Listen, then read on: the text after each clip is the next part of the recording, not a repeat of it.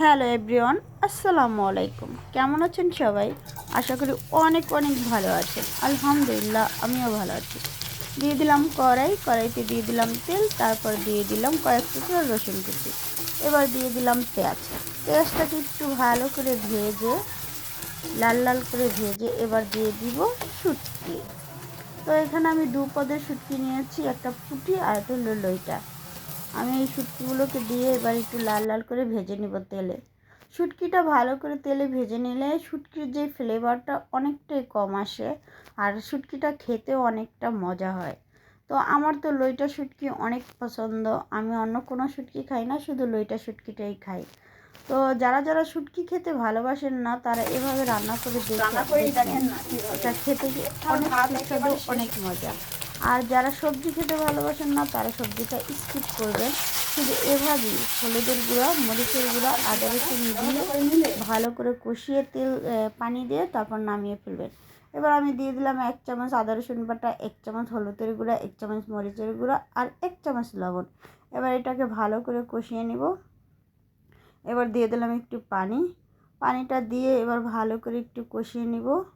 এই তো আমার কষানো শেষ, তার মানে তেল উঠে গেছে, তার মানে কষানো শেষ। এটা একটা টিপস, যখন এই মশলা কষাবো তখন যদি তেলটা উঠে আসে, তার মানে আমার কষানো হয়ে গেছে। এবার দিয়ে দিলাম সিম আর আলু। এবার দিয়ে দিলাম আস্তে আস্তে কতগুলো কাঁচা পেঁয়াজ। তো পেঁয়াজটা এভাবে দিলে এটার স্বাদ আরও ভালো লাগে। কেউ যদি চান তাহলে এটার ভিতরে রসুনটাও দিতে পারেন আনাম। তো এই রসুন আর পেঁয়াজের যে কম্বিনেশন, এটা মানে অনেক সুস্বাদু হয়।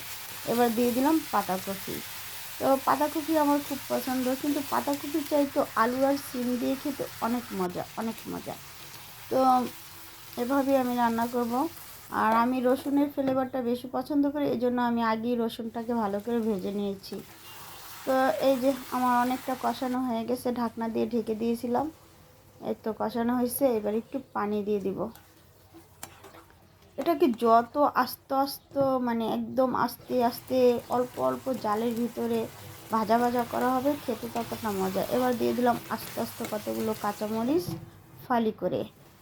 এবার আবার ঢাকনা দিয়ে ঢেকে দিলাম, কারণ আমি পানির পরিমাণটা একটু কম দিয়েছি, এই জন্য বারবার ঢাকনা দিয়ে ঢেকে এটাকে আস্তে আস্তে ভাজা ভাজা করব। এবার দিয়ে দিলাম ধনিয়া পাতা।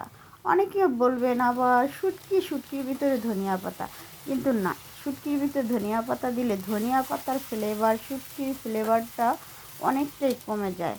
তো ধনিয়া পাতার ফ্লেভারটা আসে, এই জন্য আমি ধনিয়া পাতাটা অ্যাড করেছি।